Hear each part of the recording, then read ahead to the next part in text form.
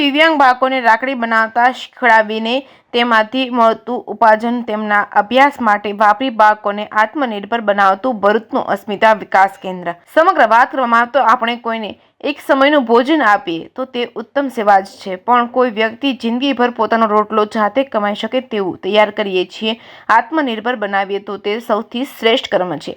આવું જ કામ કરી રહી છે ભરૂચના ત્રાલસા ખાતે આવેલા અસ્મિતા વિકાસ કેન્દ્ર સંસ્થા। તેમજ સંસ્થામાં મનોદિવ્યાંગ બાળકોને લાગતા ઘણા પ્રોજેક્ટ ચાલે છે, તેમાંનું એક રક્ષાબંધન નિમિત્તે બાળકોને રાખડી બનાવતા શીખડાવીને આ રાખડી બજારમાં વેચી જે ઉપાર્જન થાય તે નાણાં આ ગરીબ બાળકોના ખાતામાં નાખવામાં આવે છે।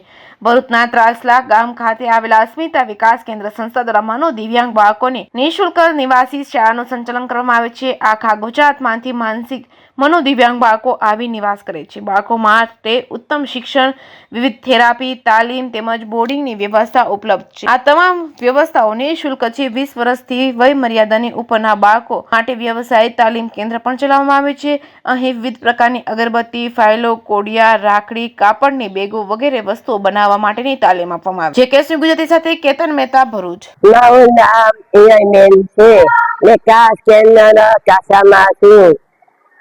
વેકેશનમાં પાય અગરબત્તી રાખડી બનાવું છું। મમ્મીને પપ્પાને બનાવતો છું।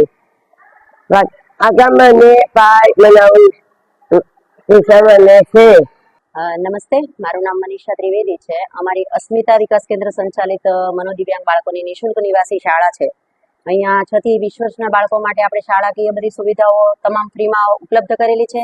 સાથે 20 વર્ષથી જે ઉપરના બાળકો છે એના માટે વ્યવસાયી તાલીમ કેન્દ્ર બનાવ્યું છે। આપણો મુખ્ય હેતુ એ છે કે મનોદિવ્યાંગ બાળકોને પણ સમાજ સ્વીકારે અને એ બાળકોનું રિહેબિલિટેશન કરી શકાય। એટલે અત્યારે હાલની અંદર અમારા વ્યવસાયી તાલીમ કેન્દ્રમાં રક્ષાબંધનના તહેવારને અનુલક્ષીને રાખડીઓ બનાવવાનું કાર્ય ચાલી રહ્યું છે। 4 બાળકોને સંસ્થાએ જોબ આપેલી છે અને દર મહિને આપણે સ્ટાઇપેન્ડ પૂરું પાડીએ છીએ। બાળકો ખૂબ સરસ મજાની ઝીણી મોતીઓ પરોવીને પણ સુંદર મજાની રંગબેરંગી રાખડીઓ બનાવે છે। અમે જે પણ અહીંયા અમારા મુલાકાતીઓ આવતા હોય છે, સ્ટાફના ભાઈ બહેનો હોય છે કે આજુબાજુના ગામના લોકો જે આવતા હોય છે તે પણ બાળકો પાસેથી બાળકોએ બનાવેલી રાખડીઓ ખરીદે છે।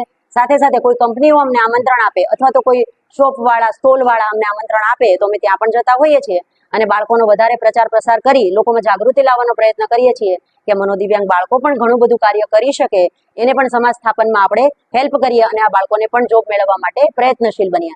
એવું એક ઉચ્ચ કાર્ય અમારી સંસ્થા દ્વારા કરવામાં આવી રહ્યું છે અને આ તમામ સુવિધાઓ આ બાળકો માટે નિઃશુલ્ક છે। આખા ગુજરાતના દરેક એવા ગામડાઓ કે જ્યાં સુવિધાઓ ઉપલબ્ધ નથી ત્યાંથી એવા ગરીબ બાળકોને આપણે અહીંયા પ્રવેશ આપેલ છે અને ઉત્તમ સુવિધા સાથેની તમામ સુવિધાઓ નિઃશુલ્ક પૂરી પાડવામાં આવે છે। ધન્યવાદ। નમસ્તે, મારું નામ પ્રકાશ સતીશભાઈ વસાવા છે। અસ્મિતા વિકાસ કેન્દ્રમાં હું છું ઘણા વર્ષોથી અસ્મિતા વિકાસ કેન્દ્રમાં હું છું। અહીંયા હું પિન તરીકે કામગીરી કરું છું। જે મને સેલરી આપવામાં આવે છે તે મારા મમ્મીને મદદરૂપ કરું છું। જય હિન્દ।